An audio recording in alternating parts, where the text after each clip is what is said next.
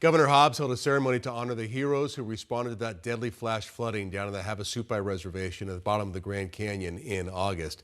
And during the ceremony, the governor recognized tribal community members who helped with the evacuation out there and coordination efforts, and also the 5-member National Guard team in the Arizona Department of Emergency Military Affairs who helped fly people out of there.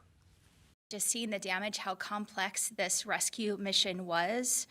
The location of the flooding created unique challenges with communication, obviously transporting people out, and in sharing of resources. But we came together, we got it done. Today, it's my honor to provide an official commendation to those who were critical in the mission, both the National Guardsmen and members of the Havasupai tribe.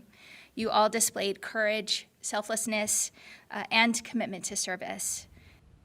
So the area around those famous Havasupai Falls hit with flash flooding that trapped more than 100 campers down there.